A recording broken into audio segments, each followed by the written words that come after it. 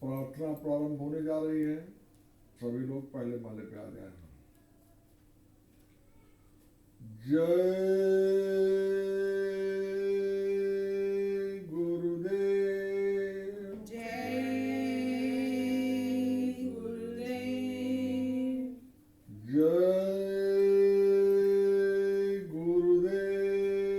जय गुरुदेव। जय गुरुदेव। जय गुरुदेव। जय गुरुदेव नाम किसका? प्रभु का।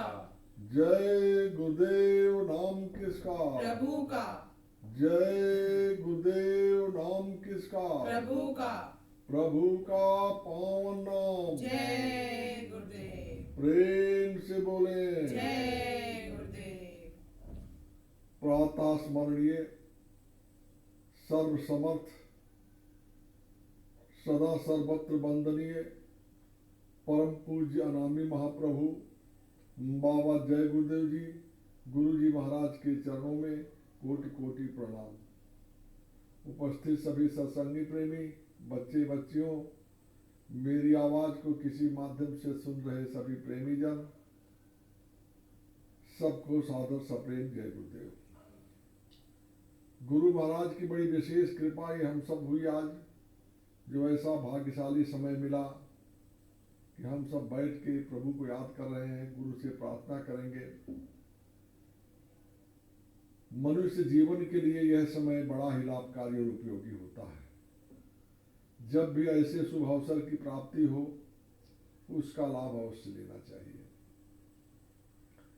एक प्रार्थना बोली जाएगी, उसको आप लोग भी दोहराइएगा। पहले मैं बोलूंगा, फिर एक स्वर में एक साथ आप लोग बोलिएगा। जय गुरुदेव। जय गुरुदेव। मेहर की नजर करो मेरी ओर। मेहर की नजर करो मेरी ओर। दया की नजर करो मेरी ओर। दया की नजर करो मेरी ओर। निस दिन तुम्हें निहारूं सतगुरु। निश दिन तुम्हें निहारूं सतगुरु। जैसे चंद चकोर। जैसे चंद्र चकोर। दया की नजर करो मेरी ओर। दया की नजर करो मेरी ओर। जानू न कौन भूल हुई तन से। जानू न कौन भूल हुई तन से। जानू न कौन भूल हुई मन से। जानू न कौन भूल हुई मन से। लियो मुझसे मुख मोड़। लियो मुझसे मुख मोड़। दया की नजर करो मेरी ओर। दया की नजर करो मेरी ओर। सदा दयाल स्वभाव तुम्हारा।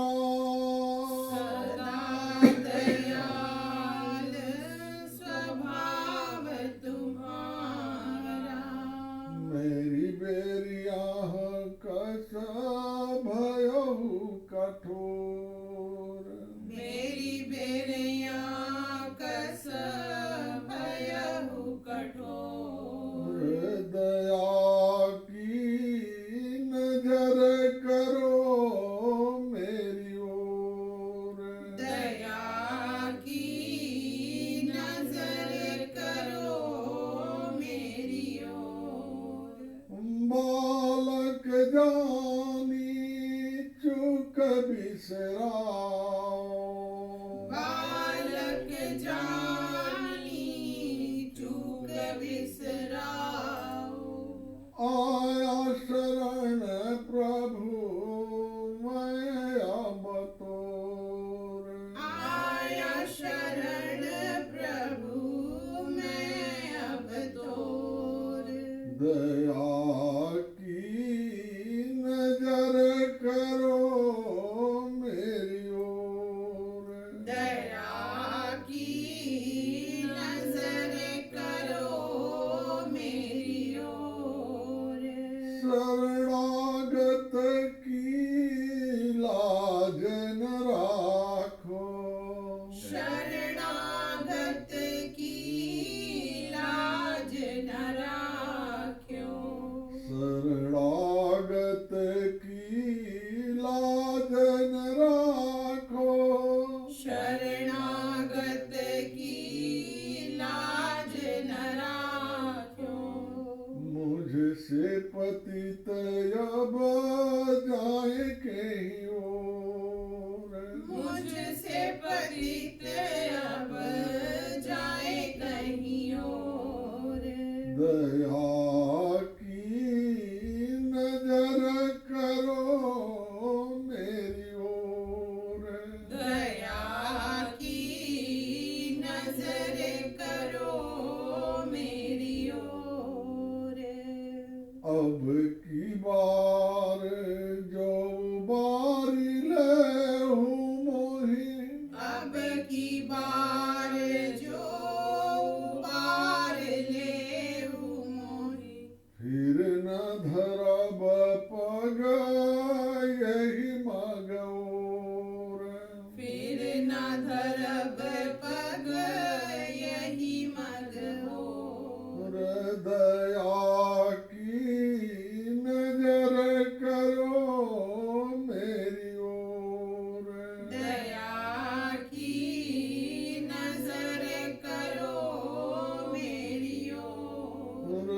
मेहर की नजर करो मेरी ओर।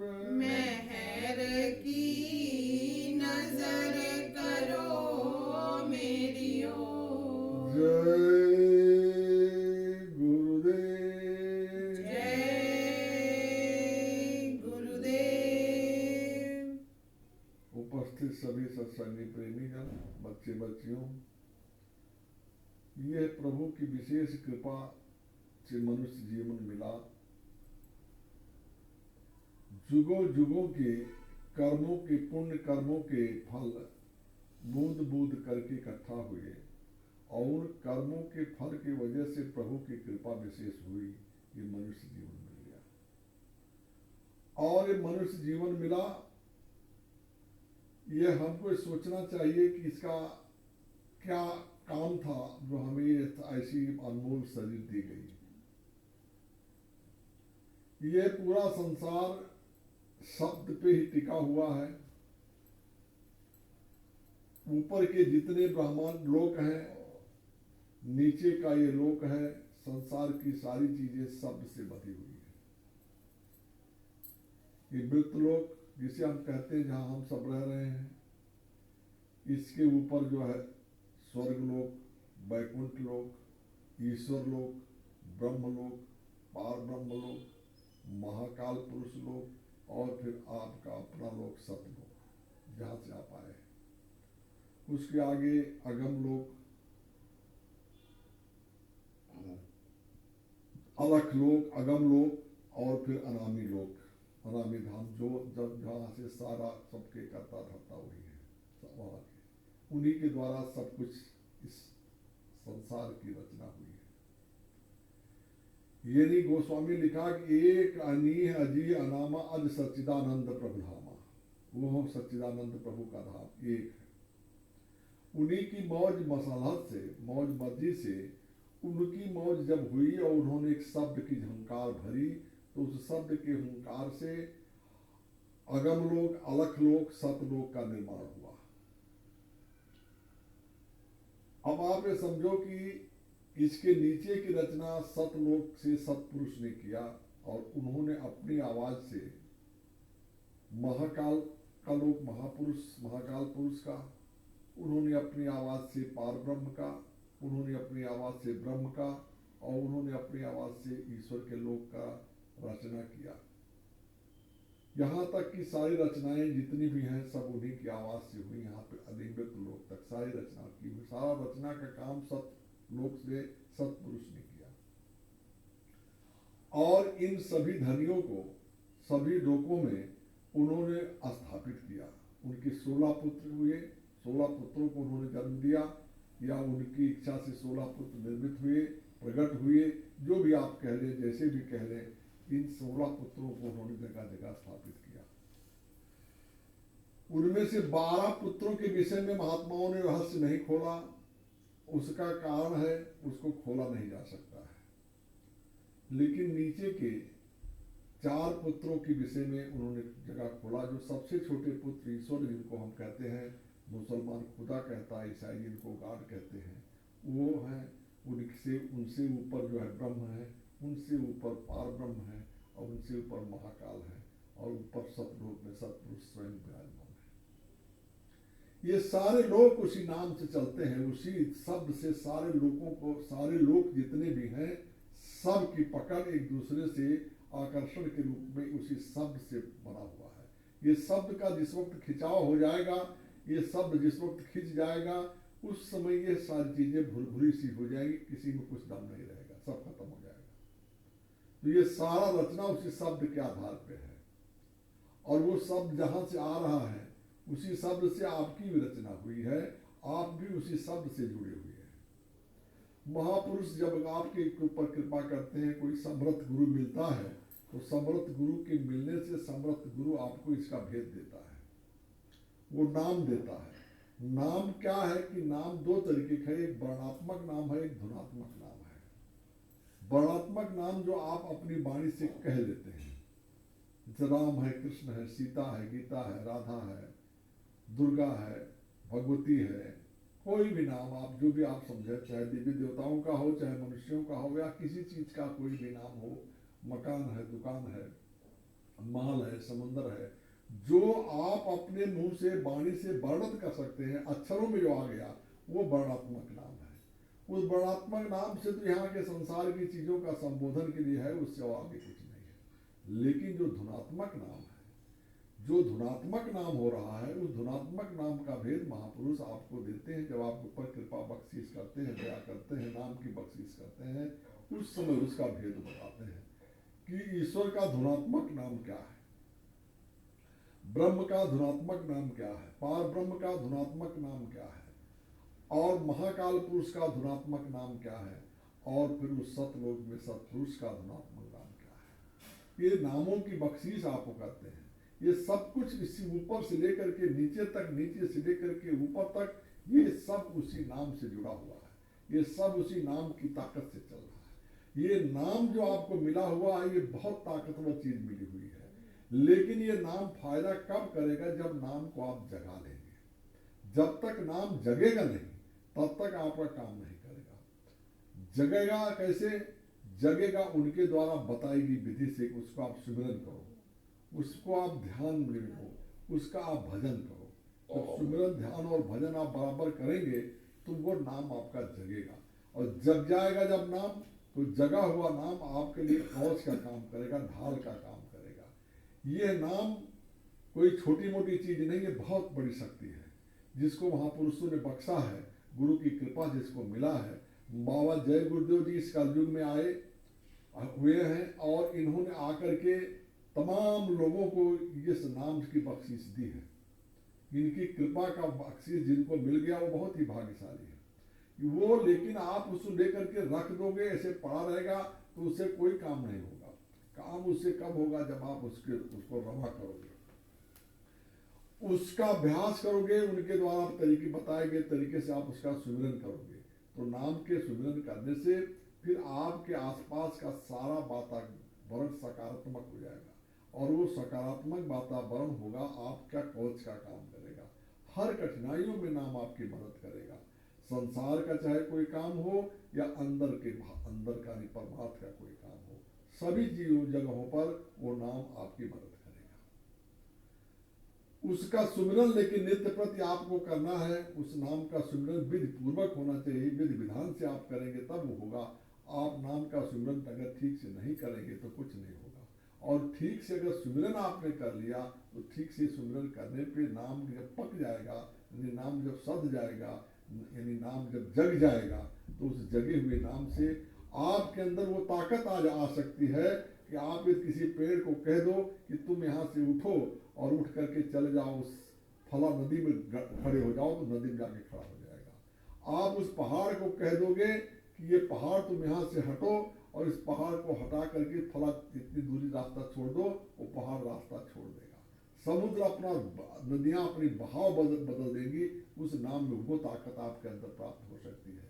लेकिन महापुरुष कहते हैं इन सिद्धियों का उपयोग आपको नहीं करना चाहिए, क्योंकि ऐसा कुछ आप करेंगे तो उससे आपकी तपस्या क्षीण होगी, आपकी शक्ति क्षीण होगी, आपका पुण्य क्षीण होगा, क्योंकि प्रकृति के कामों में आप दखल करेंगे।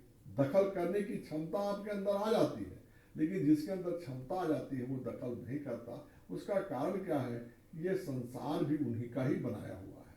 सतपुरुष ने ही ईश्वर को ये बख्शा है, ये राज तीन लोकों का, पृथ्वी मृत लोक का, स्वर्ग का, वैकुंठ का, सूक्ष्म लोक का जो राज उन्हें बख्शा है, ये राज जो बख्शा है उनको राज्य करने के लिए दिया है, जीवात्माओं को दिया है, यहाँ की व्यवस्था का पूरा अधिकार उनको सौंपा है। तो वो अपने देश को चलाने के लिए अपनी व्यवस्था बनाए हुए हैं, और अपनी व्यवस्था बना करके आपको आज़ाद किया है। आपको मनुष्य जीवन दे करके, मनुष्य शरीर दे करके ये कहा आपसे कि आप इसमें अपनी आत्मा को जगा करके अपने घर आप जा सकते हैं, कोई रोक टोक नहीं है। इसलिए उनके कामों में व्यवधान डालना संत का काम नहीं है। संत कभी उनके नियम का उल्लंघन नहीं करते हैं। संत भी संसार में आते हैं तो शरीर चूंकि उस काल भगवान का है, उनका भी शरीर काल भगवान का ही, जैसे आपका ये शरीर काल भगवान का है, ऐसे उनका भी शरीर काल भगवान का है। गुरु महाराज कहते हैं कि ये शरीर किराए का मकान है, मेरा भी किराए का है, आपका भी किराए का है, सबका किराए का मकान है। और ये इसकी पूंजी खत्म होगी। किराए की पूंजी क्या है? इसमें सांसों की पूंजी, सांस के रूप में आपको किराए का रकम अदा करनी है।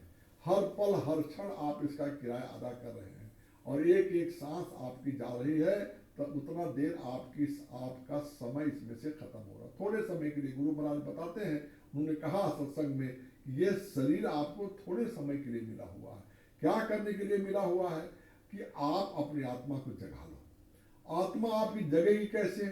इसके लिए आप किसी महापुरुष की खोज करो।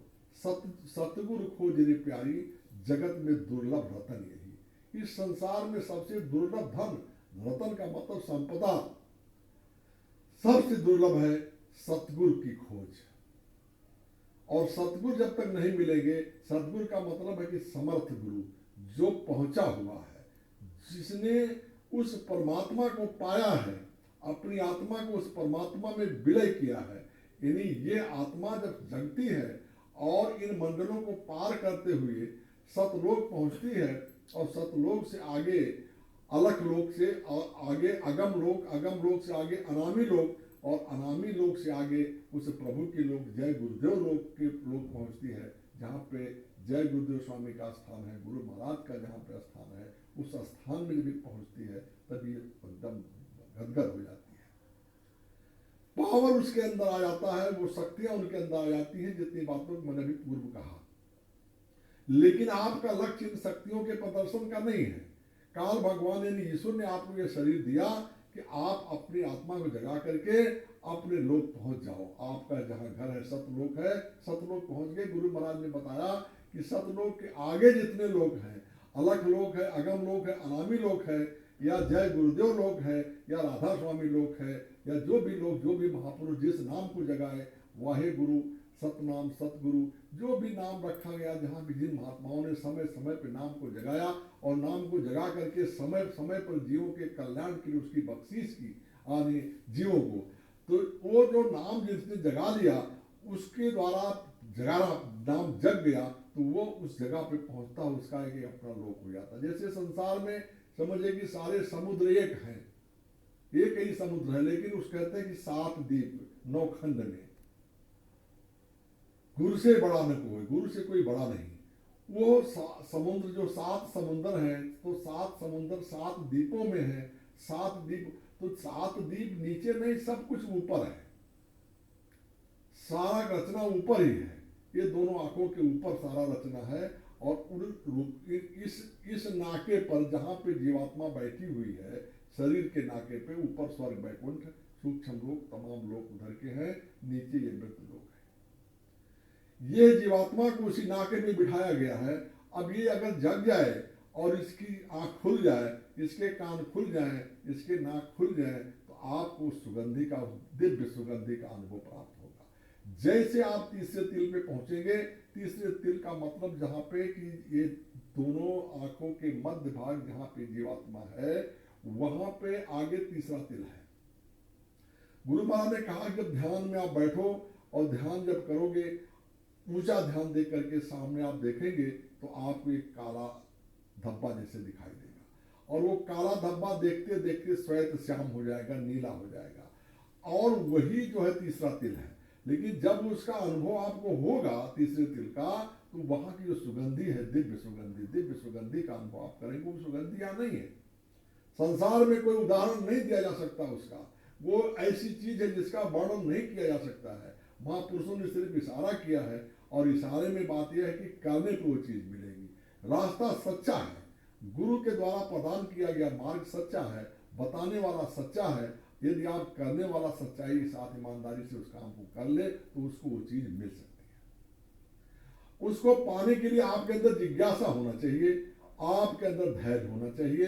आप अगर धैर्य है, आपके अंदर जिज्ञासा है और आप प्रयास कर रहे हैं, तो निश्चित रूप से वो चीज आपको मिलेगी। और वो चीज जब आपको प्राप्त हो जाएगी, तो संसार की सारी चीजें आपको एकदम झूठी लगेंगी, फीकी लगेंगी, कोई काम की नहीं लगेगी, कोई मतलब इससे नहीं लगेगा।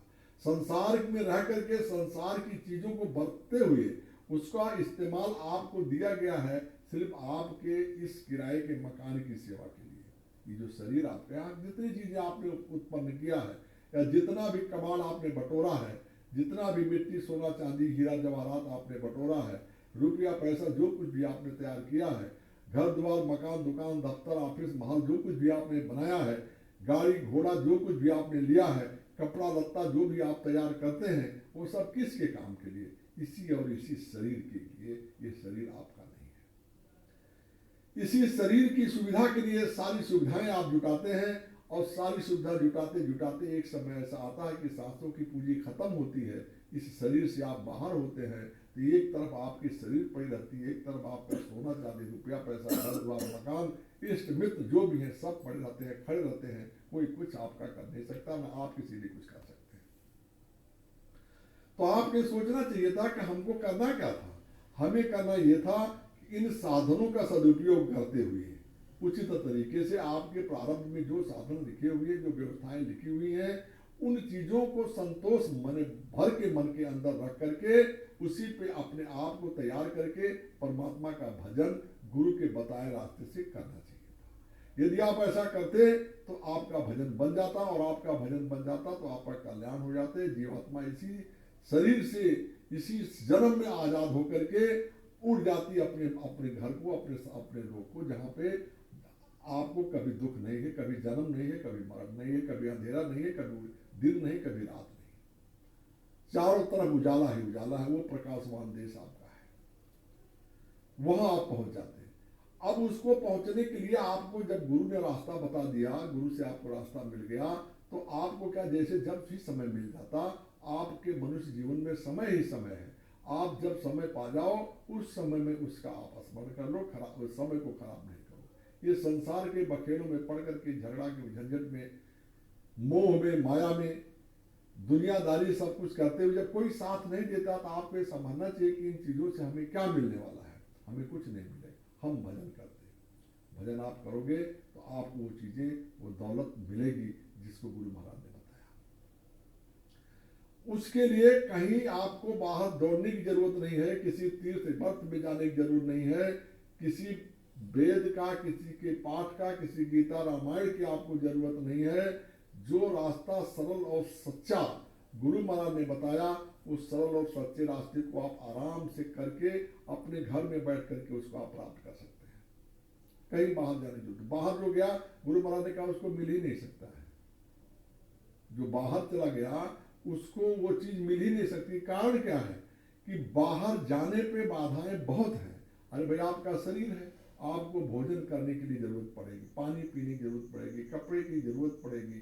तो यदि आपको आपका कोई छोटा मोटा जो भी व्यवसाय आपका है, जो भी कुछ आप कर रहे हैं, खेती दुकान दफ्तर का काम जो भी कुछ कर रहे हैं, जहां पर भी प्रकृति ने आपको मनुष्य रूप में पैदा किया है, वहां इतनी व्यवस्था दे करके आपको जहां पैदा किया गया है, वहां आपको रोटी मिलेगा, कपड़ा मिलेगा, रहने के लिए झोपड़ा मिलेगा, निश्चित रूप से मिलेगा। कोई ऐसा झोपड़े के बाहर सड़क पे नहीं पैदा हो गया, और अगर कोई सड़क पे भी पैदा हो गया तो उसकी भी व्यवस्था उसी सड़क पे हो गई, वही उसका इंतजाम परमात्मा करता है। संसार में जितने लोग हैं सबका इंतजाम परमात्मा करता है। लेकिन हम ये समझते हैं कि नहीं, जब ये इंतजाम परमात्मा नहीं, मैं करूंगा। और कोई घर छोड़ देगा, घर छोड़ करके कहीं बाहर चला जाएगा, तो वो अपना जाएगा तो फिर क्या करेगा, खाना खाना होगा तो किसी के यहाँ जाएगा। अब वहाँ किसी के यहाँ जाएगा और कुछ खाएगा तो उसके ऊपर तो उसका बोझा लदेगा, और वो कैसा अन्न है, क्या खिला रहा है, कौन खिला रहा है, इसका कुछ पता ठिकाना नहीं। दो साधु ब्राह्मण यात्रा पे थे, भ्रमण कर रहे थे। और भ्रमण करते थे, साधु अपना रमता जोगी बहता पानी चले जा रहे हैं, कहीं भी जाएंगे, कहीं सांझ है, कहीं बिहान है, उनको कोई नहीं ठीक है, लेकिन अब रोटी तो लगेगी ना, शाम को रोटी की आवश्यकता लगेगी, भूख लगेगी। एक दिन नहीं खाएंगे, 2 दिन नहीं खाएंगे, ज्यादा दिन तो नहीं चल सकता है, ये शरीर को खुराक तो चाहिए। तो वो लोग चलते चलते एक ऐसे गांव में पहुंचे जो सिर्फ मुसलमानों का गांव था। अब चूंकि इतना त्याग था, ब्राह्मण पंडित जी हैं, तो मुसलमान के गांव में कैसे पानी पिएंगे। लेकिन खुदा न खास्ता ऐसा संजोग उस गांव में था कि एक मुसलमान का देहांत हो गया था, उसकी पत्नी विधवा हो गई थी, वो दूसरा पति दे के एक बच्चा था उसको। तो मुसलमान में के गांव के लोगों ने उस विधवा मुसलमानिन को गांव के बाहर कहा कि तुम ऐसा है कि उधर तुम्हारा घर बना देते हैं, तो अपने गांव के बाहर रहो, क्योंकि हमारे गांव में कोई हिंदू आता है तो परेशान होता है, जलपान पानी नहीं करता है, आतिथ्य सत्कार हम लोग हिंदुओं का नहीं कर पाते हैं। तो ये अच्छी बात नहीं, क्योंकि हमारी भारत भूमि ऐसी है, हमारा संस्कार ऐसा है कि हम अतिथि का सत्कार करते हैं। अतिथि देवो भव, अतिथि को हम देवता मानते हैं। कौन सा अतिथि? जो बिना किसी सूचना के आ जाए, जिसको आप निमंत्रण देके बुलाते हैं या आपको सूचना देकर के आपके पास आता है, अतिथि तो वो भी है, लेकिन वो अतिथि की बात नहीं हुई अतिथि देवो। वो अतिथि वो जो बिना बुलाए और बिना बताए, बिना समय का बेसमय आपके पास पहुंच जाए और उसकी सेवा करो देवता समझ करके, वो अतिथि देवो, वो परमात्मा का स्वरूप होता है। तो वो लोग, उन्होंने वहां इंतजाम किया कि भाई हम लोग देखो अपने कौम के लोग आते तो ठीक है, कोई दिक्कत नहीं, लेकिन कोई हिंदू आ जाता है तो वो जो है बिल्कुल उसकी सेवा हम लोग नहीं कर पाते, ये हम लोगों के अच्छा नहीं है, इनको वहां कर दो और इनको जो है ये कह दो कि ये ब्राह्मणी है, मतलब ये पंताइन है, इनको वहां कर दो। और उनसे कहा कि देखो हम लोग आपके लिए सारी व्यवस्था करेंगे, आपके बच्चों को पढ़ाने करेंगे, कोई दिक्कत नहीं है, तुम्हारा खर्चा खुराक धोती कपड़ा जो तुम्हें लगेगा, राशन पानी जो लगेगा, हम गांव के लोग वहां देंगे। लेकिन अगर कोई हिंदू आ जाए तो तुम हिंदू रूप में अब सारा तुम्हारा आचार विचार रहन सहन खान पान अपना तुम हिंदू का बना लो और वहां पे आप जो आवे उसकी सेवा करो। तो ये दोनों पंडित जी लोग पहुंचे शाम का समय, वहां पूछे भाई यहाँ कोई ठहरने की जगह? तो उन्होंने कहा महाराज ये सब मुसलमानों का गाँव है, तो यहाँ पे तो नहीं, लेकिन हमारे गाँव के बाहर उधर देखो एक झोपड़ी है और एक माता जी वहाँ रहती हैं, वहाँ आपका इंतजाम हो सकता है, आप वहाँ जाओ, हिंदू का पूरा व्यवस्था वहाँ पे है। वो गए वहाँ पे गए तो उन्होंने अपने व्यवस्था के मुताबिक उनका स्वागत किया और उनको बिठाया, जलपान कराया और भोजन बना कर तैयार किया। तो उन्होंने कहा महाराज हमारे पास थाली और लोटा एक ही है, एक ही गिलास है, ज़्यादा सामान हम गरीब आदमी ज़्यादा हमारे पास नहीं है। तो आप लोग एक एक करके भोजन कर लो। तो उन्होंने कहा ठीक है। तो उसमें से जो बड़े थे या दोनों में से जो एक एक जो है लोटा लिए और चले गए बाहर, अपना मैदान वैदान मुँह हाथ धोए, फ्रेश हुए, 10-15-20 मिनट आधा घंटा में लौट के आए, उनका चौका लगा दिया, चौके में भोजन लगा दिया और भोजन बैठ करके उन्होंने ग्रहण किया। जब भोजन वो पूरा ग्रहण कर चुके, अच्छे से सब बढ़िया हो गया, तो उसने पूछा उस मुसलमानी ने जो पंडित बनी हुई है कि महाराज भोजन कैसा लगा आपको? बोले भोजन बहुत अच्छा है, बहुत आनंद भोजन आया, बहुत दिनों के बाद हमें ऐसा भोजन मिला है। हम ऐसा भोजन तो हम अभी इधर बहुत दिनों से हम लोग जब भटकते हैं तो कौन है जहाँ जो मिल जाए खा लेते हैं, लेकिन इतना विधि विधान से और प्रेम पूर्वक बनाया हुआ स्वादिष्ट भोजन हमने आज ग्रहण किया, मुझे बहुत अच्छा लगा। तो उसने कहा महाराज बड़ी कृपा आपकी हुई, लेकिन महाराज अगर आपकी इच्छा हो, ना आप नाराज ना हो, तो एक बात मैं पूछूं। बोले बताओ। बोले महाराज मैं ये जानना चाहती हूँ कि मेरा लड़का है, तो उस लड़के का मैं निकाह करूं कि भावत दिलाऊं? जिसे हिंदुओं में शादी होता है, भावत पड़ती है और सब फेरा दे करके शादी होती है। तो बोली मैं लड़के का निकाह कराऊं या भावत दिलाऊं, क्योंकि मेरा ऐसा ऐसा है, मैं तो मुसलमान थी और हमको गांव वालों ने पंडित बना दिया, तो अब मैं तो हूँ, मेरे लिए कोई दिक्कत नहीं है, लेकिन लड़के का मैं क्या करूँ ये मैं समझ नहीं पाती हूँ। तो आप विद्वान हैं, आप मुझे सही राय दें कि मैं लड़के का निकाह कराऊं कि भावत दिलाऊं। तो अब वो बेचारे सन्न हो गए, सोचेगा आप तो मुसलमान का हम खा चुके, हमारा धर्म तो भ्रष्ट हो गया। लेकिन वो चुपचाप उन्होंने कहा देखो ऐसा है कि मुझे बहुत ज्ञान नहीं है, वो जो हमारे दूसरे साथी हैं वो बहुत बड़े ज्ञानी हैं, उनसे पूछोगे तो वो पूरा ज्ञान की बात बता देंगे, आपको पूरा समाधान कर देंगे। बोले ठीक है। ये खाना खा करके अपना गए बिस्तर पे। अब वो आए, वो भी लोटा लिए, हाथ मुंह धोए, आधा घंटा 20 मिनट में आए, चौका लगाया, थाली साफ किया, उनका भोजन लगाया। अब जब वो भोजन दिया, उनको भोजन अच्छे से हो गया, तो उनसे पूछा कि महाराज भोजन कैसा लगा? तो बोले बहुत अच्छा भोजन लगा, हमने तो कभी ऐसा भोजन खाया ही नहीं था, बड़ा आनंद आया तुम्हारे भोजन में, तुम्हारे हाथ में बड़ा गुण है भोजन बना करके खिलाने में, पाक कला में आप बहुत पारंगत हो, बहुत अच्छा लगा। तो कहा महाराज अगर आपकी कृपा हो, नाराज ना हो तो एक बात मैं पूछ लूँ? बोले पूछो। तो बताया कि ऐसा ऐसा है, हम मुसलमान हैं और इस तरीके से मेरा एक लड़का है और लड़के की अब शादी आ रही है, तो मैं ये नहीं समझ पा रही हूँ कि उसका मैं निकाह करूँ कि भावत दिलाऊं। तो उन्होंने कहा कि सुने तो भी सुन होंगे, बताओ हमारा धर्म, मन में सोची मेरा धर्म तो गया। तो उन्होंने कहा देखो ऐसा है कि तुम चाहे निकाह कराओ चाहे भावत दिलाओ, तुम्हारे लिए दोनों छूट है, तुम्हें कोई दिक्कत नहीं है। अब मैं अपने लिए सोच रहा हूँ कि मैं गड़ू की फूकूं, मैं आगे अपने लोगों को क्या कह दूं कि मेरा अंतिम संस्कार मेरे तक जला देना या गड़ा देना, मुझे मेरी दिक्कत है। तो ये संसार इस तरीके से फंसा देता है, काल की व्यवस्था इस तरीके से है। इसलिए गुरु महाराज ने कहा कि जो घर छोड़ देगा उसको भगवान कभी नहीं मिलेगा। कलयुग में, कलयुग में भगवान को पाने के लिए जरूरी है कि आप अपने घर में रहो, जो आया इंतजाम करो। गुरु महाराज ने कहा कि बच्चा मेहनत और ईमानदारी से काम करो, जो भी काम आप करते हैं उसको मेहनत ईमानदारी से करो और उसमें जो मिले उसी से आप अपने बाल बच्चों की सेवा करो, आवा गवा का सत्कार करो और समय निकाल करके आप भजन करो। जब आप भजन करोगे तो आपको बरकत होगी। बरकत क्या चीज है? बरकत ये है कि एक कमाता है 10 खाता। पहले यही था, गांव में 10-10, 15-15, 20-20 लोगों का परिवार, गांव में करने वाला एक बाप। जो छोटे घरों के औरतों को छोड़िए, जो बड़े घर के थे वो लोग कोई काम नहीं करती थी, औरतें घर के बाहर नहीं निकलती थी, और वो जो है अपना उनका सबका पेट पालन होता था, आने जाने वालों का सबका वहां पे सत्कार भी हो जाता, कपड़ा लत्ता भी उनका उसी में चल जाता था। ये ठंडी गर्मी बरसात तो ऐसे हमेशा से भी कोई नई तो नहीं हो गई कि आज दुनिया यहाँ तक इतनी गाड़ियां हो गई हो, कारें हो गई हो, व्यवस्थाएं हो गई, हवाई जहाज हो गई, ट्रेनें नहीं थी उस समय में।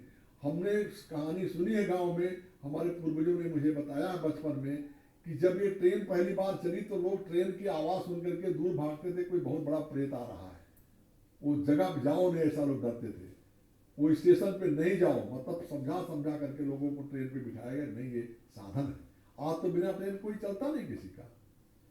तो वो एक युग था। तो उस समय के लोग क्या जीवित नहीं थे? क्या ठंडी गर्मी से नहीं बच पा रहे थे? क्या वो यात्राएं नहीं करते थे? वो भी यात्रा करते थे, तीर्थ व्रत करते, चारों धाम करके आते थे। चारों धाम, बद्री धाम, केदार धाम, गंगोत्री, जमुनोत्री, कहाँ जो है रामेश्वरम है, कहाँ जगन्नाथपुरी है, कहाँ गया है, कहाँ बनारस है, कहाँ काशी है। ये सभी यात्राओं को उस समय भी लोग करते थे।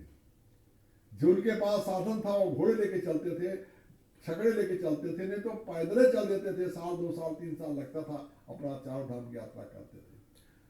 यानी उस समय जब चारों धाम की यात्रा के लोग जाते थे तो अपने गांव में बुला करके, आज भी वो परंपरा है, उसी परंपरा के मुताबिक लोग जाते हैं चारों धाम करने के लिए। तो सबको एक निमंत्रण देकर बुला लेते हैं, सबसे माफी मांग लेते हैं, भाई हम जा रहे हैं चारों धाम करने के लिए। उस समय लोग माफी मांग लेते थे, कुछ कथा भागवत कुछ सुन लेते थे, लोगों को खिला पिला देते थे और कह देते थे कि देखो भाई, अब ये हमारा समझ मान लो कि मेरा अंतिम मिलन है, अब मैं यात्रा पे जाऊंगा, अगर लौट आया तो ठीक है, नहीं तो आप हमें भूल जाना, हम समझो कि हमारी आप लोगों ने विदाई कर दी। तो लोग चल करके गांव के बाहर तक उनको छोड़ देते थे और वो यात्रा में चले जाते थे। बहुत कम लोग लौटते थे, नहीं तो जा चले गए साल 2 साल 3 साल में, वहीं अपना मांगते खाते, जो भी जैसे जिनके पास क्षमता। भाई अपना लेके कितना जाएंगे, कितना रुपया पैसा रहता, हर एक के पास इतना नहीं होता था। गए किसी के यहाँ खाए, तब लोग इसको सबका सम्मान भी लोग करते थे। गांव के बाहर गुरु महाराज ने बताया कि ऐसे बाहर देवियां रोटियां बना बना करके रखती थी, पानी रखती थी, गुड़ रखती थी। कोई यात्री उधर से जाता था, कहते थे आओ भैया आओ, एक पानी पी लो, रोटी खा लो, अतिथि का इस तरह के सत्कार वहां पे। तो क्या वो जमाने में लोग नहीं थे, जीवन नहीं था? आज ही जीवन है, ऐसा नहीं है। आनंद तब भी था, प्रकृति यही थी, सब कुछ यही था, लेकिन तब उनका कमाई मेहनत का होता था। मेहनत की कमाई जब होती है तो पसीने की कमाई जिसको कहते हैं वो होती है, तो उसमें बरकत होती है। और गुरु महाराज ने कहा बरकत होगी, आप भजन करो, भजन करोगे तो और बरकत आपको होगी। उसी थोड़े पैसे में ही इतनी बरकत होगी कि आप सब कुछ आपका पूरा पड़ जाएगा। और यदि आप भजन नहीं करोगे तो कुछ नहीं होगा। सब चीजों का इलाज गुरु महाराज ने कहा भजन, भजन करो, भजन करो। कोई चीज तकलीफ है, भजन करो। भजन करने से आपकी सारी तकलीफें दूर हो जाएंगी, सारे कष्ट दूर हो जाएंगे, आपका परिवार खुशहाल रहेगा, आप खुशहाल रहेंगे, समाज खुशहाल रहेगा। यदि हम ऐसा नहीं करें, बाहर निकल जाए तो दूसरे का कर्जा ला देंगे सर के ऊपर, आपका भजन नहीं होगा। तो जो कर्जा हमारे जीवन में है, जो प्रारब्ध कर्म हमारा है, जो संचित कर्म हमारा है, जो क्रियामान कर्म हम रोज कर रहे हैं, इनसे भी हमारे ऊपर कर्म लग रहा है, कर्म बंधन हो रहा है। तो कर्म बंधन से हम कैसे छूटेंगे? कर्म बंधन से छूटने के लिए गुरु महाराज ने कहा कि बच्चा कोई गलत काम ना करो, चोरी ना करो, जो काम करो मेहनत और ईमानदारी से करो। उससे क्या होगा कि आपके आत्मा का कल्याण होगा। आप भजन करोगे तो भजन में आपकी तरक्की होगी, और भजन में जब तरक्की होगी तो आपकी आत्मा जागेगी। और आपकी आत्मा अगर जग गई और आपने आत्मा को जगा करके आत्मा को समझ लिया, अपने आप को आपने देख लिया, तो इस मनुष्य शरीर को जीते जी आपको छोड़ने की क्षमता आ जाएगी। तो मौत से आपका डर खत्म हो जाएगा। कबीर साहब ने कहा जिस मरने से जग डरे मोरे मन आनंद, कि मरने से ही पाई हो पूर्ण परमानंद। जब हम मरेंगे तो उस पूर्ण परमानंद को हम प्राप्त करेंगे। हमारे अंदर तो आनंद ही आनंद। किसको? अबे जिसने समझ लीजिए कि लाख रुपया जेब में रख लिया और यात्रा पे निकला, तो उसको तो आनंद ही है ना, कि हमको कोई दिक्कत नहीं है। और जिसके पास नहीं है वो कैसे आनंदित होगा? जो कमाई कर लिया वो मरने से क्या डरेगा? क्योंकि उसको तो मालूम है जिस दिन पैदा हुआ वो मरना निश्चित हो गया। जो पैदा हुआ उसको जाना ही है। गोस्वामी ने कहा कि जो पैदा हुआ जाएगा, जो फरा सो झरा, जो जरा सो बुताना। जो अग्नि जलती है वो बुझ जाएगी, जो पेड़ में फल आएगा वो गिरेगा, और जो पैदा हुआ वो मरेगा। उसी दिन उसकी तैयारी शुरू हो जाती है। जिस दिन से पैदा हुआ उसी दिन से उसकी मौत की घड़ियां नजदीक आने लगती है। एक एक पल हम उसी तरफ बढ़ रहे हैं। उसी समय में समय निकाल करके गुरु महाराज ने कहा कि आपको भजन कर लेना चाहिए, परमात्मा का जागरण कर लेना चाहिए। परमात्मा एक आईना का स्वरूप है। जैसे दर्पण में आप अपना चेहरा देखते हैं, ऐसे आप अपने चेहरे को अंदर में लगे दर्पण पे, जिसको आप परमात्मा कह लें, अपनी आत्मा कह लें, उस अंश रूपी आत्मा ही परमात्मा का रूप है। उसमें आपको अपना चेहरा दिखाई देगा, आपका अपना निज स्वरूप का ज्ञान होगा। जब निज स्वरूप का ज्ञान होगा तब क्या होगा, फिर वो सब कल्याण कल्याण है, उसका दर्शन होगा। तो कहा कि मम दर्शन फल परम अनुपा, जीव पाओ निज सहज स्वरूपा। मेरे दर्शन का फल क्या है, भगवान ने कहा कि मेरे दर्शन का फल क्या है, परम अनूप फल है।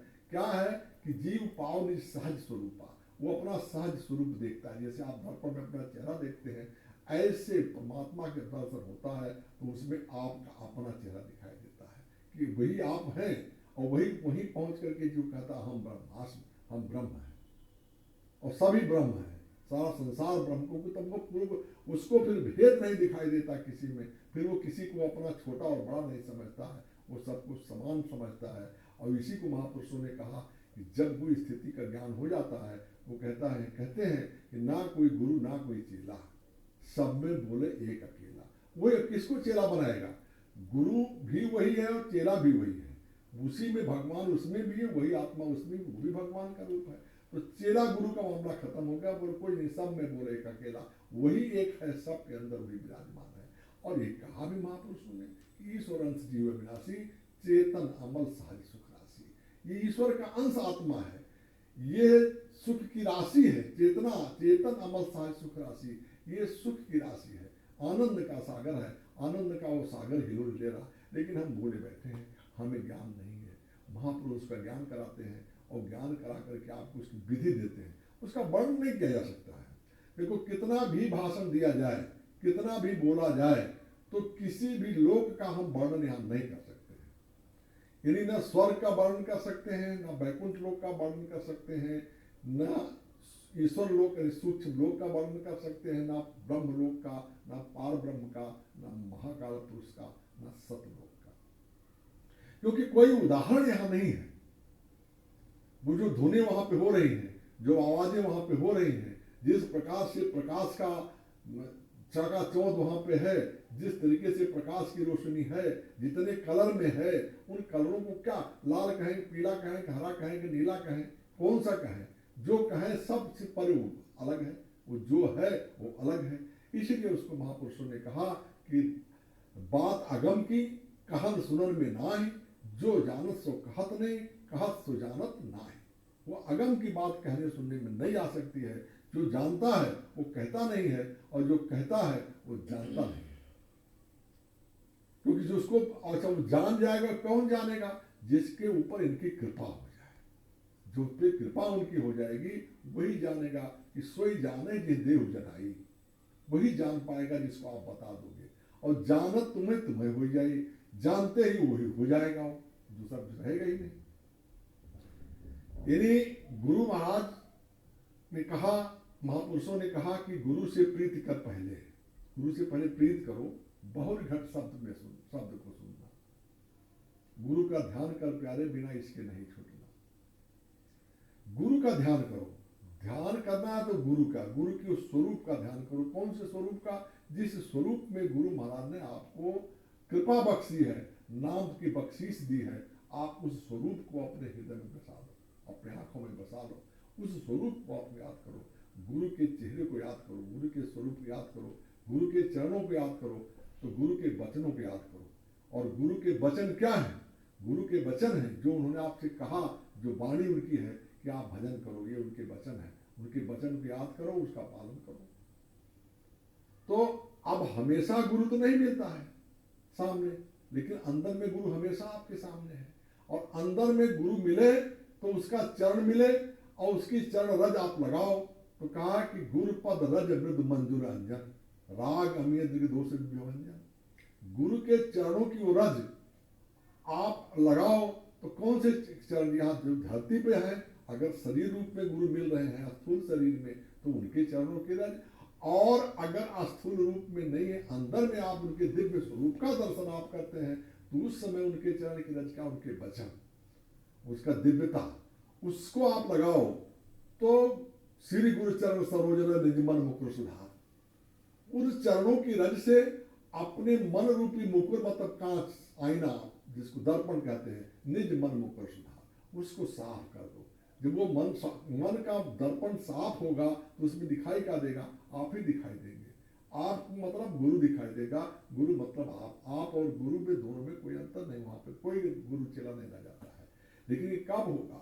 जब हम गुरु के प्रति आस्थावान होकर के उनके वचन रूपी रज को हमेशा लगाते रहेंगे अपने चेहरे पर, तो वो गुरु पद रज मृद मंजुल अंजन राग अमृत दोष विभंजन, वो हमारे उन आंखों के दोष को खत्म कर देगा। कौन सी आंख? जो हमारी तीसरी आंख, अंदर की आंख है। जैसे हम उसको प्रयास करेंगे, उनकी कृपा दया हुई और वो आंख खुला और उनके चरणों का अंजन उसमें लगा, तो फिर उस दिव्य दृष्टि में हम दिव्य रूप में दिव्य लोगों का दर्शन आप करेंगे। तो इन्हीं देवी देवताओं को जिनको आप सुनते हैं, आप उनका दर्शन करेंगे, उन लोगों का विचरण करेंगे, उस सुंदरता को आप देखेंगे।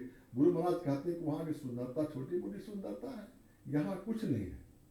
वहां के पुरुष, वहां के स्त्री, वहां के बच्चे, इन्हीं स्वरूपों में आपको दिव्य दिखाई देंगे।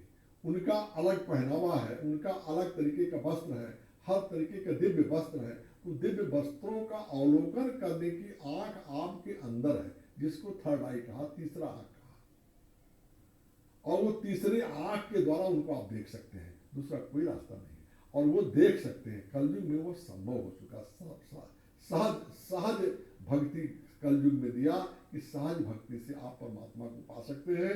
सहज भक्ति ये है कि गुरु का ध्यान कर प्यारे, बिना इसका नहीं छूटेगा। गुरु का ध्यान करो। गुरु का ध्यान क्या करना है? गुरु के स्वरूप का ध्यान करो, गुरु के चरणों का ध्यान करो, गुरु के वचनों का ध्यान करो।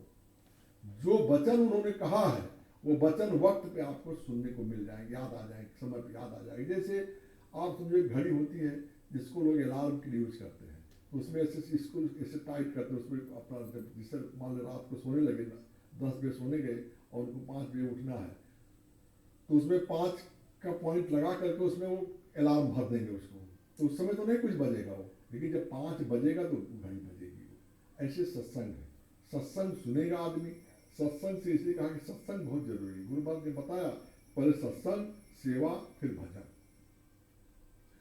सत्संग ये अलार्म का काम करती है, घड़ी हवा भरने का काम जो उसको टाइट करती है, अलार्म करती है कि 5 बजे आपको जगाना है तो 5 बजे जगे।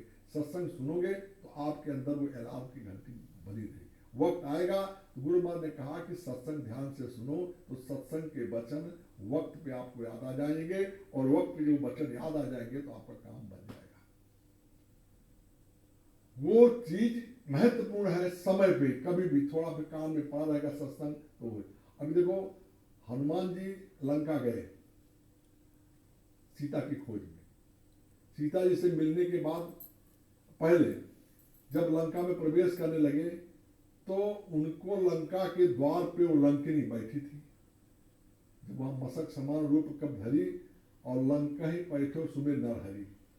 और जब उसने देखा तो नाम लंकिनी मोर स्त्री तू कहा चलिस मोहिनींद्री। लंकिनी ने कहा कि मैं लंकिनी हूं, मैं इसकी रक्षक हूं, तो मुझको पार करके कैसे जाएगा? तो हनुमान जी ने क्या लिखते हैं गोस्वामी जी कि मुठका एक महाकप हनी रुधिर बमत धनी धर्मनी। जब उनका सत्संग हुआ हनुमान जी का, देखिए ये भी सत्संग है, कहीं मारे कहीं समझाएं, किसी समझाने में नहीं कोई समझता है तो बल प्रयोग किया उन्होंने। मुठका एक महाकप हनी, और वो हनुमान जी मारते तो वो तो जमीन में समा जाती। रह कैसे कहे भाई जय गिर चरण दे हनुमंता चलो सुगा पाताल तुरंता।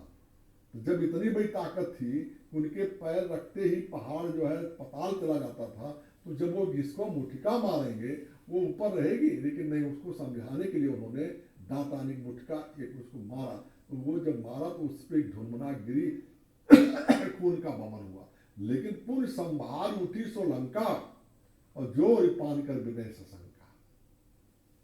घबराहट में हाथ जोड़ करके कहा महाराज अब मैं समझ गई। क्या समझ गई? कि बोली वो सत्संग हुआ था। कौन सा सत्संग हुआ था? जब रावण ने ब्रह्म बर दीना और चलते ग्रंथ कहा मोह चीन्हा।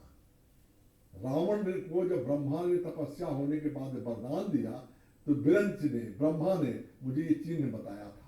क्या चिन्ह बताया था? कि विकल होश ते कब के मारे तब जान निश्चय संहारे। तुम किसी बंदर के मारने से विकल हो जाएगी तब समझ लेना कि निशाचरों का मरने का समय आ गया। तो तात मोर भा पुण्य बहुता, देखूं नैन राम कर दूता, कि मेरे बहुत बड़े पुण्य, कौन सा पुण्य उदय हो गया? वही सत्संग का एक पल का, एक पल का पल उदय हो गया, एक शब्द उसको याद आ गया ब्रह्मा का। तो गुरु का एक शब्द अगर आपको याद आ गया वक्त पे कठिनाई पर, तो वही वक्त आपकी नैया, वही शब्द आपकी नैया को पार कर देगा। गुरु की एक वचन आपको पार कर सकता है, इतनी बड़ी शक्ति गुरु के वचन में होती है। और उसने भी कहा, बताया सत्संग की महिमा कि तात स्वर्ग अपवर्ग सुख, धैर्य तुला एक अंग, और तूल रताई सकल मिली, जो सुख लौ सत्संग।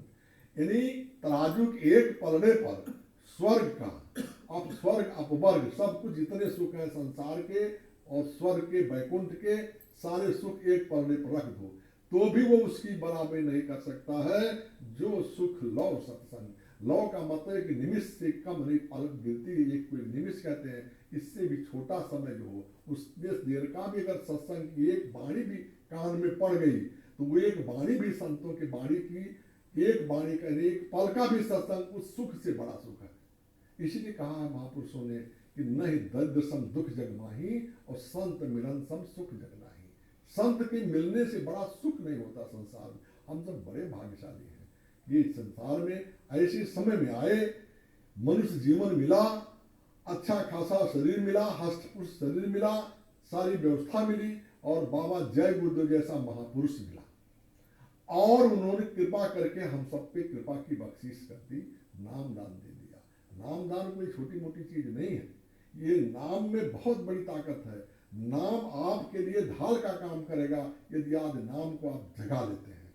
जगाया हुआ नाम इस कलयुग में, इस समय में आपको सभी कष्टों से, सभी सारे तकलीफों से वो दूर आप करेगा। सिर्फ आपको करना है, उसको जगा लेना है। और जगे कैसे? गुरु ने व्यवस्था बताई है, उसका आप सिमरन करो। आप सिमरन करोगे, नाम का जाप करोगे, तो नाम जगेगा और आपके अंदर वो भावना आएगी।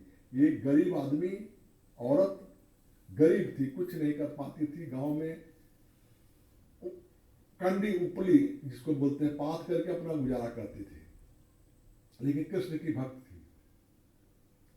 वो कृष्ण कृष्ण कृष्ण कृष्ण कृष्ण कृष्ण कृष्ण कृष्ण, कोई भी काम करे, उठते बैठते चलते जपते रहती थी अपना। उसके चित्त में कृष्ण का एक फेरा चलता रहता था। भगत थी, ठीक है। जो भगत होते हैं वो अपना, उनको ज्यादा कुछ चाहत में नहीं, मिल गया रोटी खाई, अपना सो गई, खत्म हो गई बात। कंडी पाथा उसको बेचा या किसी का कर दिया, दे दिया, अपना ले लिया, कुछ मिल गया, खा ली, खत्म हो गई बात।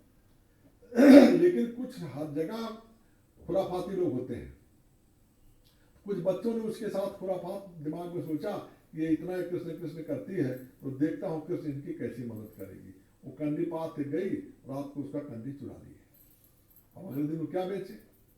पद नहीं था, कुछ नहीं पाई बेचारी। क्या करे, पाथने दिया तो अपना गोबर जाके पाथी, लेकिन दोपहर में भूख लगा तो क्या करे, क्या खाए, कुछ है ही नहीं, कुछ है नहीं। तो शाम को चार उसने यही कहा कि कृष्ण को अपने मन में सोची कि कन्हैया तू अभी, तुम जो है गोपियों का माखन चुरा करके परेशान किया और मेरी कंडी चुरा लिया, तेरे को मुझ बुढ़िया को परेशान करने में क्या आनंद आएगा? अब मैं भूखे सोऊंगी। बहरहाल क्या करके ये हंसते हुए अपने मन में कृष्ण का भजन करते हुए, कृष्ण कृष्ण कृष्ण करते हुए अपना गई। तो उसके घर में कुछ था नहीं खाने के लिए, क्या खाए? दोपहर में भूख लगी तो गुड़, थोड़ा गुड़ पड़ा था, 2 डली, एक दलिया गुड़ का खा के पानी पी के अपना ले गई। उधर भगवान ने देखा कि भक्त की दशा पे भगवान विचलित हो जाते हैं। परम भक्त के प्रेम में पढ़ करके कहा कि वो जो है निश्चिंत नहीं बैठ सकते हैं। परम प्रेम के पाले पढ़कर प्रभु को नियम बदलते देखा। निज का मान रहा न रहा, पर भक्त का मान न टलते देखा। भक्त के मान को भगवान दर्द नहीं देता है। अपना मान चला जाए तो चला जाए, कोई दिक्कत नहीं है। भगवान कृष्ण ने महाभारत में शपथ लिया था, कहा था, वचन दिया था कि मैं ये जिस तरफ मैं, एक तरफ मैं रहूंगा, एक तरफ हमारी सेना रहेगी। 2 भाग थे, दोनों उनके रिश्तेदार थे, पांडव भी और कौरव भी। तो उन्होंने कहा भाई दोनों सहायता के लिए आए हो तो हमसे, हमारे पास 2 चीज है, एक मैं अकेला हूं और एक तरफ हमारी 18 करोड़ सेना है, आप इसमें से चयन कर लो। तो दुर्योधन ने सेना चुन लिया और इन लोगों ने कृष्ण को चुन लिया। उन्होंने कहा लेकिन एक शर्त और है मेरी, कि मैं अस्त्र नहीं उठाऊंगा, पूरे युद्ध में अस्त्र नहीं उठाऊंगा। ये उन्होंने प्रतिज्ञा कर लिया।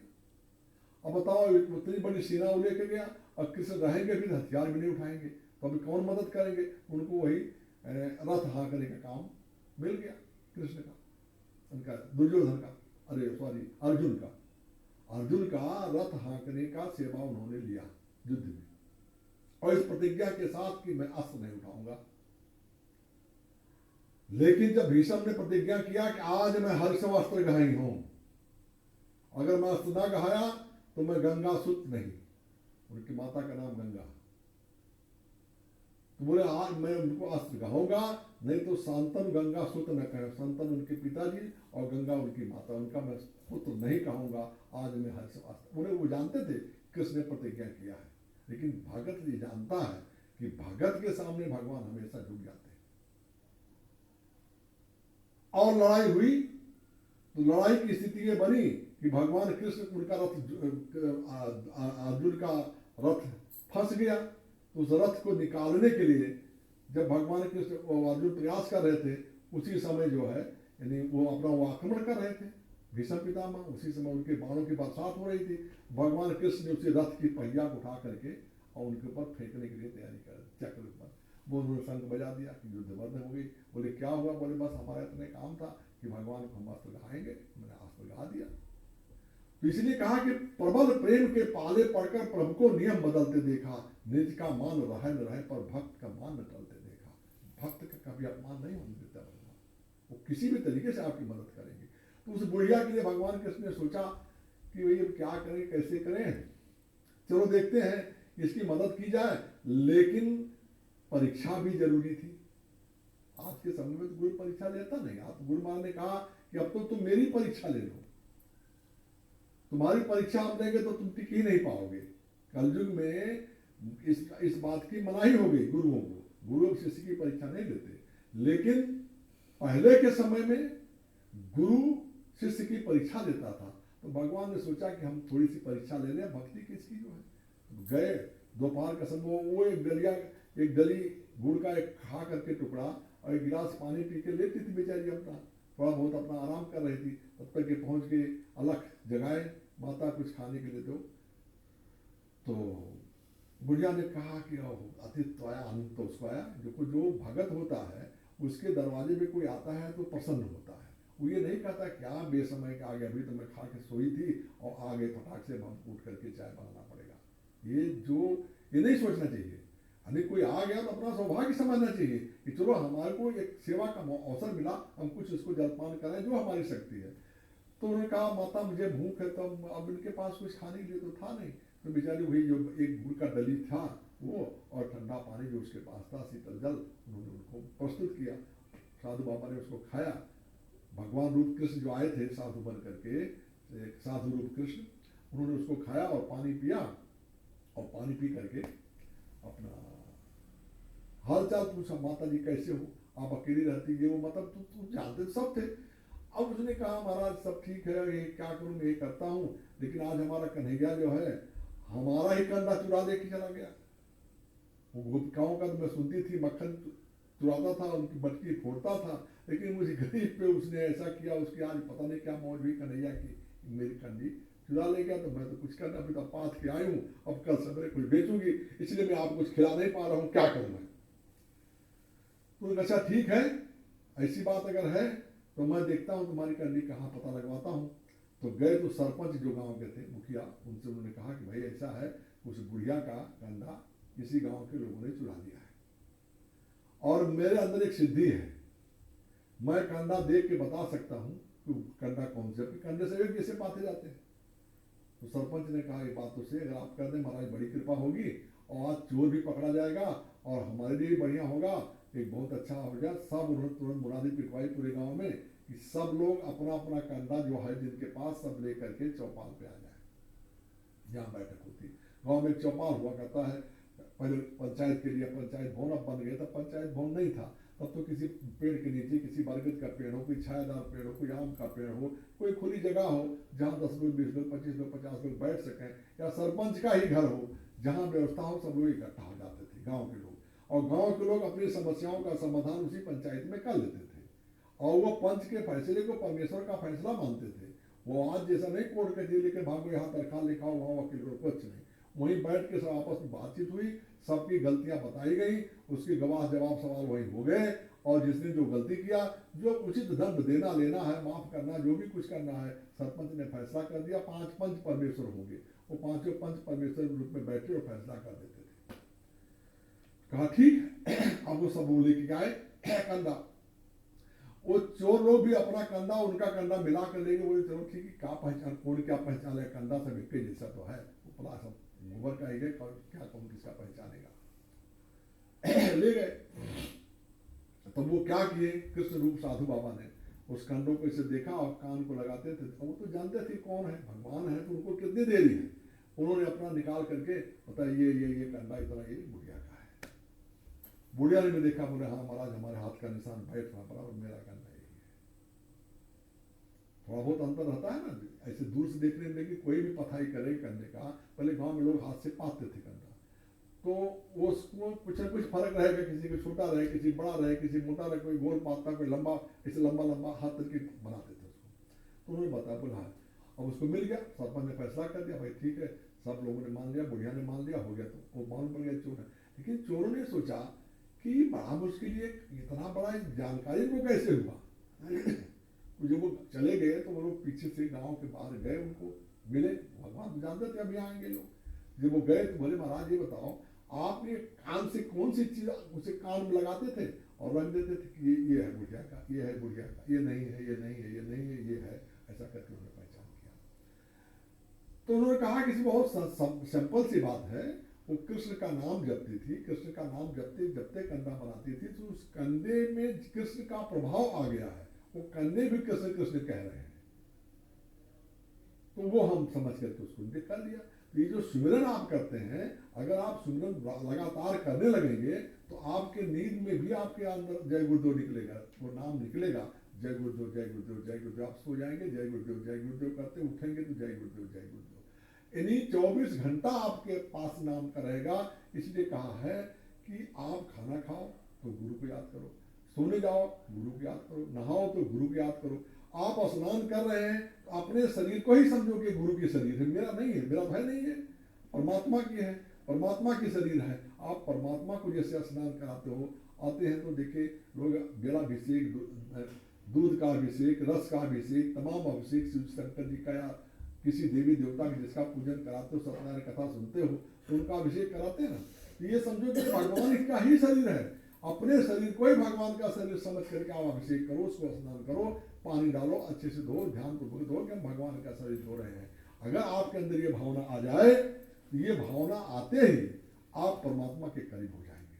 परमात्मा का भजन करने के लिए कहीं आसन लगाने की जरूरत नहीं है, कहीं जंगल में जाने की जरूरत नहीं है, सिर्फ और सिर्फ अपने चित्त स्वरूप को याद करने की जरूरत है। कहा कि रसखान गोविंद ही भजिए, जिम नागरिक को चित्त घाघर में। गुरु को इस तरीके से भजो जैसे औरतें सर पे घड़ा रख पानी भर देती हैं और बातचीत करते हुए चल रही हैं, और एक घड़ा नहीं, 2-2, 3-3 घड़ा ऊपर तक रहता है, लेकिन वो घड़ा उनका हिलता नहीं है। क्यों नहीं हिलता? क्योंकि उसका चित्त वहां पे घड़ी के साथ लगा हुआ है और इधर अपनी बातचीत कर रही है। ऐसे गोविंद को भजो, परमात्मा को भजो, गुरु को भजो। भजने का मतलब जो नाम आपको मिला हुआ है, जो नाम गुरु द्वारा दिया हुआ नाम है, वो गोविंद का असली नाम है। हर समय में हर वक्त का नाम अलग होगा। संत समा नाम सदा संतना दीना, संत बिना को नाम न चीना। जो नाम गुरु दे देवे वही नाम आपको काम करेगा, और उस नाम में बहुत बड़ी ताकत है। यदि उस नाम को आपने जगा लिया तो वो नाम आपका कवच का काम करेगी, ढाल का काम करेगी, आपकी सुरक्षा का काम करेगी। बोलो जय गुरुदेव। अब नाम यज्ञ करेंगे। जय गुरुदेव जय गुरुदेव जय गुरुदेव जय जय गुरुदेव। जय गुरुदेव जय गुरुदेव जय गुरुदेव जय जय गुरुदेव। जय गुरुदेव जय गुरुदेव जय गुरुदेव जय जय गुरुदेव। जय गुरुदेव जय गुरुदेव जय गुरुदेव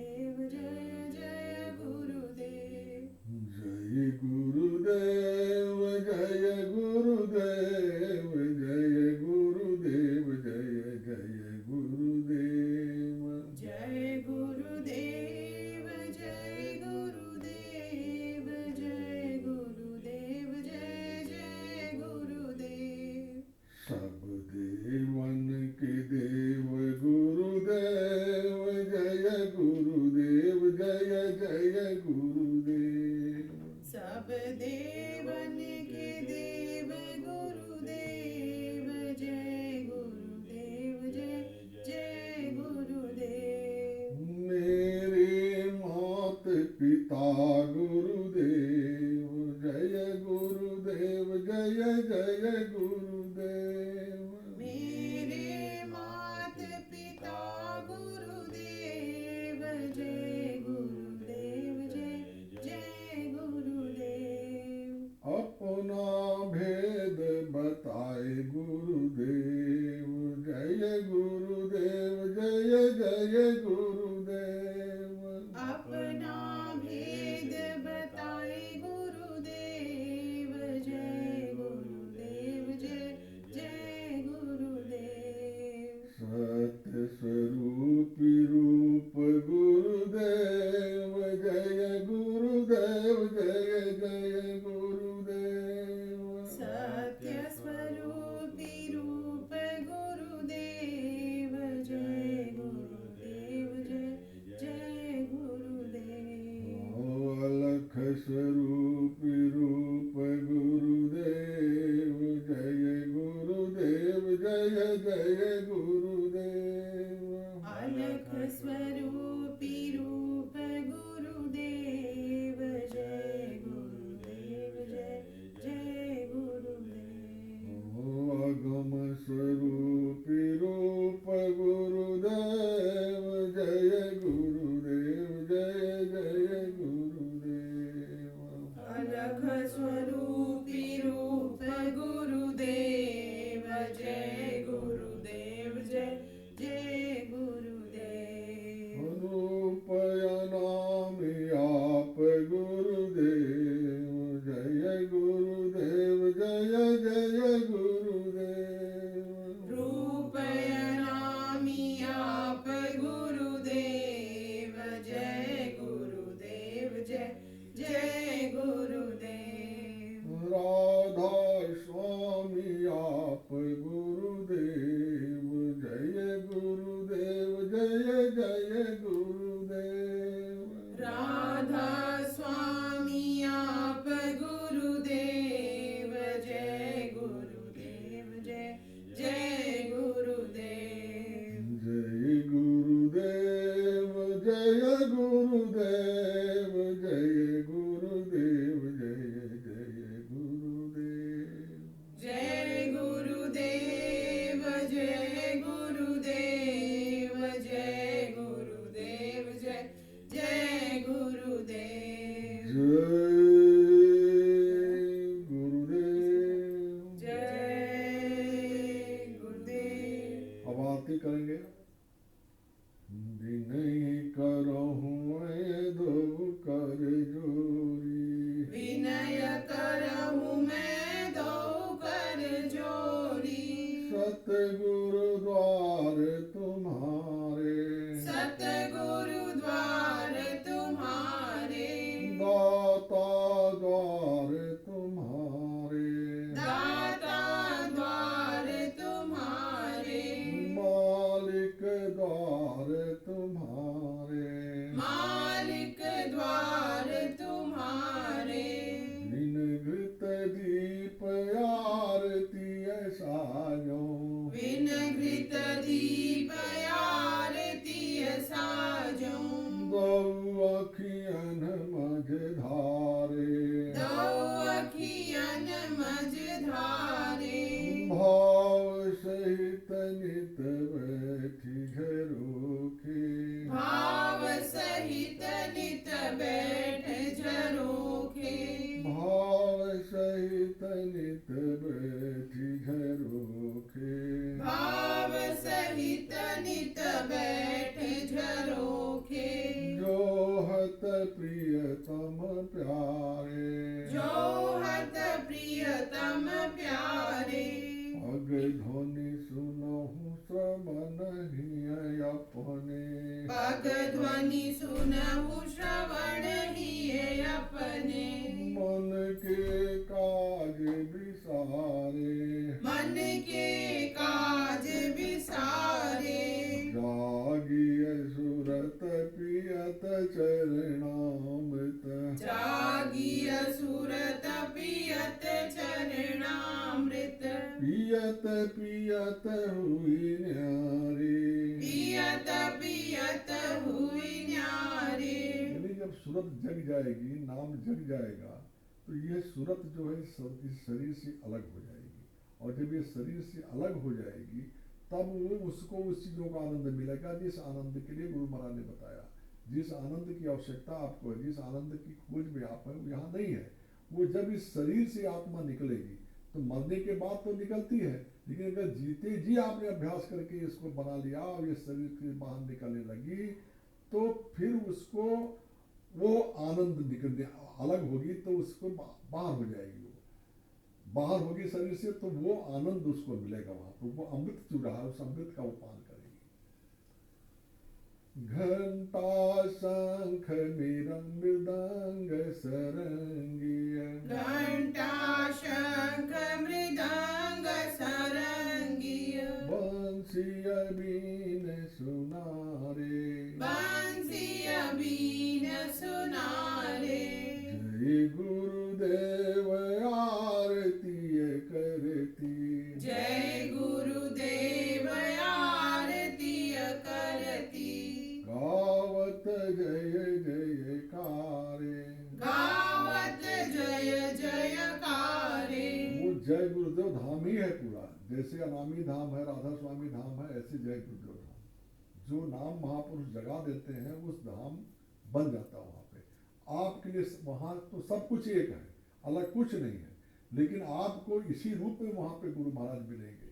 तो आप जब वो मिलेंगे इसी रूप में, अंदर दिव्य स्वरूप में, जब उनकी आरती होगी, तो जब वो आरती आप करेंगे तो वो सफलता हो गई, आप सफल हो गए, आरती आपकी कबूल हो गई। घंटा शंख मृदंग सरंगिया, घंटा शंख मृदंग सरंगिया, बंसिया बीन सुनारे, बंसिया बीन सुनारे। जय गुरुदेव आरती करती, जय गुरुदेव आरती करती, गावत जय जयकारे, गावत जय जयकारे, गावत जय जयकारे। गावत जय जयकारे। कोटि कोटि करु वंदना, कोटि कोटि करु वंदना, अरब खरब प्रणाम, अरब खरब प्रणाम। चरण कमल बिसरू नहीं, चरण कमल बिसरू नहीं। जय गुरुदेव नाम, जय गुरुदेव नाम। गुरु माथे पर राखिए, गुरु माथे पर राखिए, रहिए आज्ञा माहे, रहिए आज्ञा माही। गुरु को समर्थ जानिए, गुरु को समर्थ जानिए, गुरु को समर्थ मानिए, गुरु को समर्थ मानिए। चलिए आज्ञा माहे, चलिए आज्ञा मान। कह साहिब तेहि दास को, कहे साहिब तेहि दास को, तीन लोक भय नाहि। तीन लोक भय नाही। हाथ जोड़ी विनती करूं, हाथ जोड़ विनती करूं, सविनय करूं पुकार, सविनय करूं पुकार। साधु संग नित देव मोहि, साधु संग नित देव मोहि।